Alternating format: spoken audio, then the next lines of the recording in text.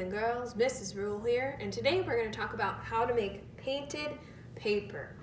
So painted paper is really just paper that's been painted on, but we're going to mix up some colors and paint them on our paper so that they look nice and beautiful. What we don't want to do is mix all the colors together and just slather them on our paper, because then it's going to look like one color.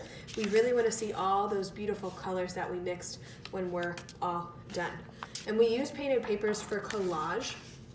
That's when we cut out paper and we glue it together. So this little guy that I made a couple years ago, he was made out of painted paper. And you can tell because he's got a bunch of different textures all over his body. So for painted paper, you're going to need some stuff. The first thing you'll need is a placemat. Everybody say placemat. That's what goes on top of our table so we don't get any paint on it. You're also going to need your paper that you're painting. We don't need to write our names on the back because the nice thing about painted papers is we're going to make a lot of them, and you might not get yours, but everyone's going to make them, and it's kind of cool because you never know whose you're going to get. You might get one that a fourth grader made or one that a kindergartner made. So we don't need to write our names on the back. We just have our painted paper on our placemat. You're also going to have paint next to you and your painting partner. I've put them in trays like this so that you can't mix them, because we really don't want to mix up the paint in the tray. Instead, we're going to be mixing the paint on our paper. And the last thing that you need is a brush. We're using these types of brushes.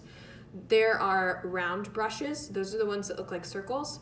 And then we also have flat brushes. Those are the ones that look just like a straight line when you look on the end. And there are a couple of different ways that you use these. If you have a round brush, you're going to do what's called hopping. So you're going to be hopping up and down on your paper. Remember, when you do this, you don't need to push Mr. Paintbrush down because that's going to hurt his hairs. You're still going to keep him on his tippy toes, hopping around like a little bunny. Hop, hop, hop. If you have a flat brush, it's going to be a little bit different. You're going to get paint on here, and you're going to make small brush strokes, just like this. And you can go in any direction. I'll show you on my paper in just a sec. But again, he's going to stay on his tiptoes. Don't push him down. All right, let's stop painting. We're painting an orange paper today, so I've got a couple different orangey colors and also white. And again, I don't want to mix in here. I want to mix on here. So to make my painted paper, I'm going to take my round brush. I got some paint on there, and I'm just going to start hopping around. And you can go in a pattern, or you can go in any direction. It doesn't really matter. Whenever you're running out of paint, you're going to get some more. And I like to cover the whole thing with one color before I start on another color. It's up to you what you do. So now that I've got this macaroni and cheese color all over my paper, I don't need to clean my brush. I'm just going to dip into another color in my palette, and then I'm going to take it and the colors are going to start to mix together. When I see that they're not mixing anymore, like down here, I'm going to go back, and that means I need some more paint. And I'm just kind of hopping around my paper.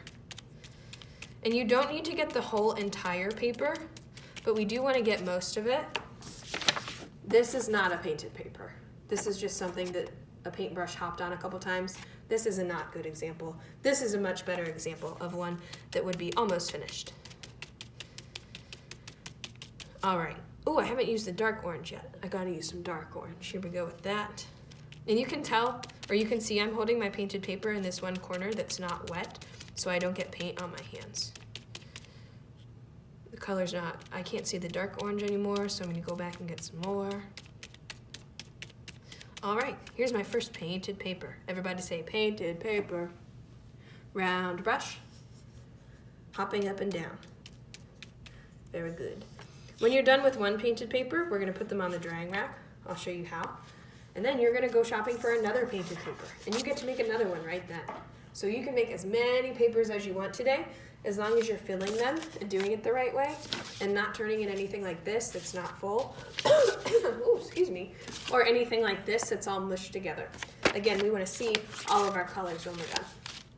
So we already talked about round brush. Now let's talk about flat brush. So if you have a flat brush that looks like a straight line, you're going to do yours a little bit different. You're going to do yours with brush strokes.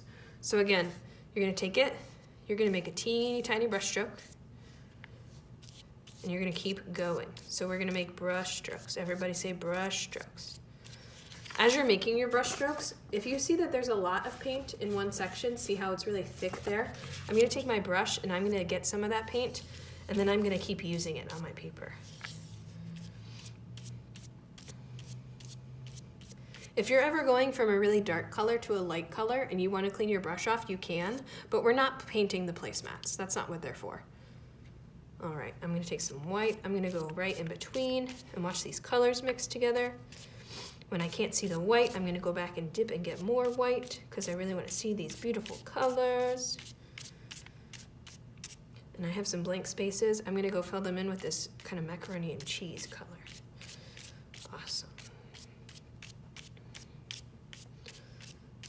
All right, here's my second painted paper. The only other thing that I might give you, sometimes we'll use these, sometimes we won't, is a wet sponge. If you want to add some extra texture to your painting when it's done, you're going to take your wet sponge and you're just going to hop up and down like this. You kind of have to push a little hard. So you can see the difference here. Down here is where I've pushed with the sponge. You can kind of see it looks textured, and up here it still looks smooth for my brush strokes. And that's how we're going to make painted paper.